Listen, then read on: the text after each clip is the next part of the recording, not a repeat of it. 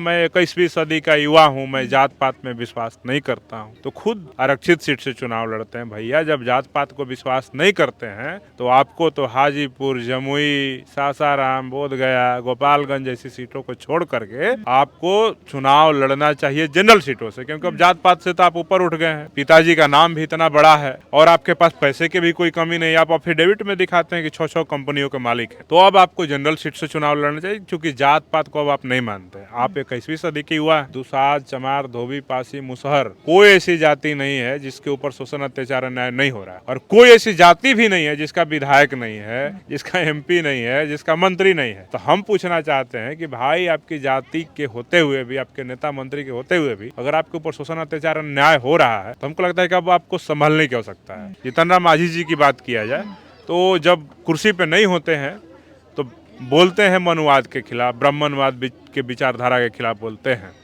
लेकिन हम देखते हैं जब वो कुर्सी पे आ गए तो कभी वैष्णो देवी का दर्शन करते हैं, कभी कुंभ में नहाने जाते हैं, कभी अमरनाथ यात्रा करते हैं, कभी राम मंदिर में घुटने टेकने जाते हैं, सर नवाने जाते हैं।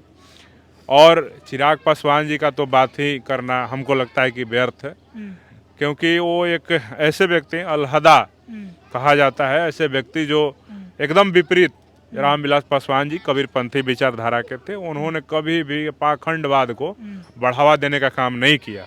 मैं जब उनकी लोकसभा में जब उनकी भाषणों को सुनता हूँ, जब वो सरकार के समक्ष या विपक्ष के समक्ष जब बात रखते थे, तो उनकी बातों को सुन करके लगता था कि नहीं, सच मायने में ये समाज का नेता, समाज का बेटा है, जो समाज के मुद्दों को लेकर के मुखर होता है। लेकिन जब उनके पुत्र की बातों को उठा करके आप लोकसभा में देखें और उनके बयानों को, कभी कहते हैं कि आरक्षण दलितों को छोड़ देना चाहिए, खुद भी रिजर्व सीट से लड़ते हैं, कभी कहते हैं मैं 21वीं सदी का युवा हूँ, मैं जात पात में विश्वास नहीं करता हूँ, तो खुद आरक्षित सीट से चुनाव लड़ते हैं। भैया जब जात पात को विश्वास नहीं करते हैं तो आपको तो हाजीपुर, जमुई, सासाराम, बोधगया, गोपालगंज जैसी सीटों को छोड़ करके आपको चुनाव लड़ना चाहिए जनरल सीटों से, क्योंकि अब जात पात से तो आप ऊपर उठ गए हैं। पिताजी का नाम भी इतना बड़ा है और आपके पास पैसे की भी कोई कमी नहीं। आप एफिडेविट में दिखाते हैं कि 6 कंपनियों के मालिक हैं, तो अब आपको जनरल सीट से चुनाव लड़ना चाहिए, क्योंकि जात पात को अब आप नहीं मानते। आप 21वीं सदी के युवा है, आप बड़े भाई, हम काफ़ी आदर करते हैं, आपका सम्मान करते हैं, लेकिन आपकी विचारधारा को जब हम देखते हैं, हमें दुख होता है कि जब बिहार में हमारी बहनों का हत्या होता है, बलात्कार होता है, तमाम घटनाएं होती हैं हमारे भाइयों पे, हमारे समाज के ऊपर शोषण होता है, पुलिसिया गुंडागर्दी होती है, हमारे दलित भाइयों के घर उजाड़ दिए जाते हैं, तब इन नेता का मैं सोशल मीडिया चेक करता हूं तो देखता हूं कि ये कभी मोदी जी के पैरों में गिरे हुए हैं, कभी पेरिस के किसी पहाड़ों में घूम रहे हैं, कभी किसी होटल के बालकनी से फ़ोटो डाल रहे हैं।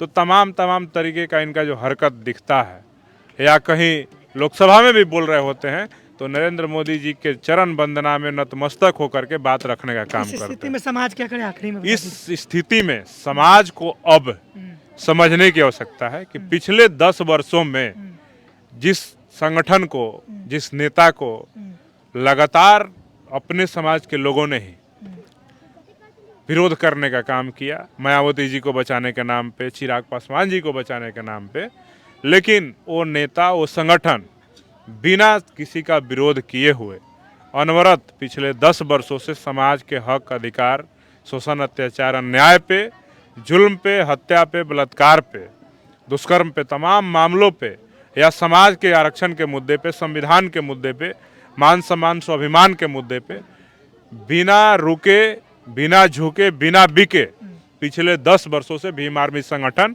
हमारे नेता चंद्रशेखर आजाद लगातार देश में संघर्ष कर रहे हैं, और उनके हम सब सिपाही बिहार में संघर्ष कर रहे हैं, और हम सब ने एक समाज को एक ऐसा विकल्प देने का काम किया है।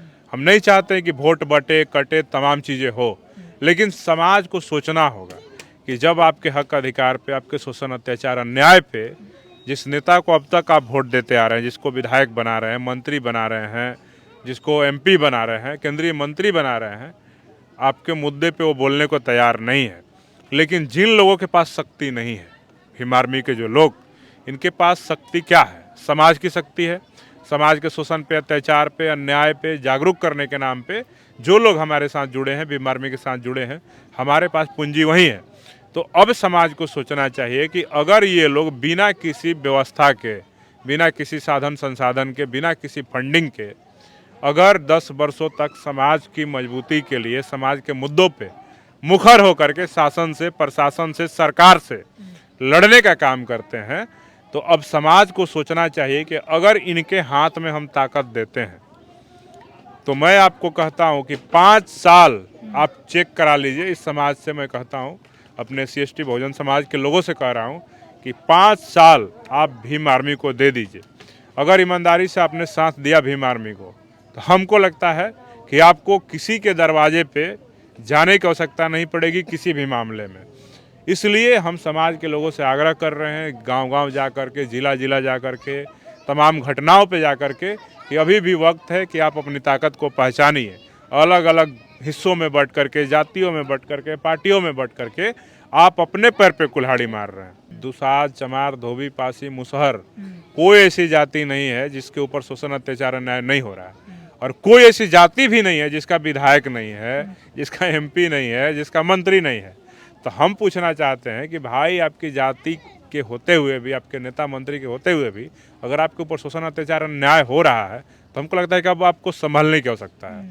अब आपको सोचने की आवश्यकता है कि ये तमाम चीज़ें आज़ादी के 77 वर्षों बाद भी लगातार रिपीट हो रही हैं। तो अब इसको बदलाव करने के लिए हम लोग को एक नए विकल्प की ओर बढ़ना चाहिए। और मैं ईमानदारी के साथ कहता हूँ कि हम लोग, समाज ने साथ दिया तो समाज के मुद्दों को लेकर के ना कभी झुकेंगे, ना बिकेंगे और ना रुकेंगे।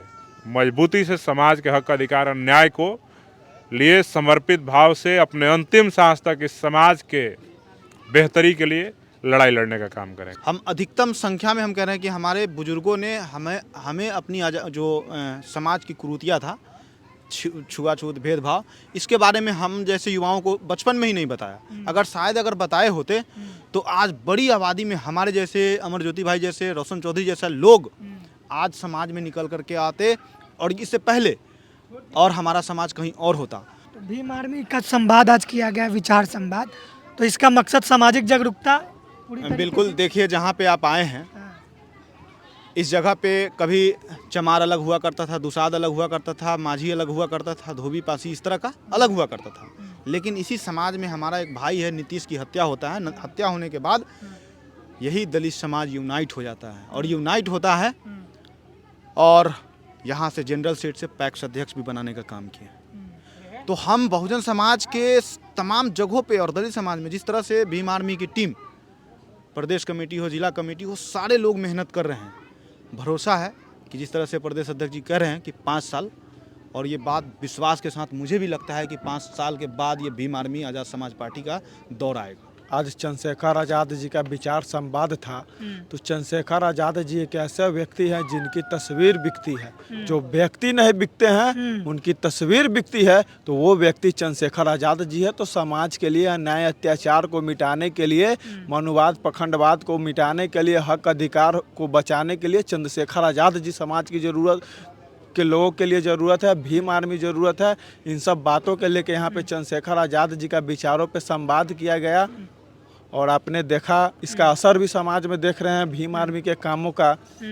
समाज एकजुट हो रहा है, समाज बिल्कुल एकजुट हो रहा है। आने वाले कल में बहुत बड़ा परिवर्तन होगा। हमारे नेता अमर ज्योति जी ने आपको बताया कि 5 साल बाद भीम आर्मी की ताकत दिखेगी, और सड़क पे तो सबसे ज़्यादा ताकत भीम आर्मी जरूरत बन गई है समाज की। भीम आर्मी ही एक मात्र विकल्प है जो समाज को अन्याय, अत्याचार, हक अधिकार दिला सकती है। बाद बाकी सारे नेता अपने परिवार के राजनीति को बढ़ाने में, अपने पोता को विधायक बनाने में, अपने बेटा को मंत्री बनाने में लगे हुए हैं। लेकिन हम लोग जैसे नौजवान लोग अपने जीवन को, अपने भविष्य को बर्बाद करके समाज के रक्षा सुरक्षा करने के लिए भीम आर्मी के नौजवान तैयार हैं। आगे भी रहेंगे, हमेशा रहेंगे, और चंद्रशेखर आज़ाद जी को इस देश का सबसे बड़ा कुर्सी प्रधानमंत्री बनाएंगे और समाज को आज़ादी दिलाएंगे। बहुजन समाज इस देश का शासक होगा, शोषक नहीं होगा।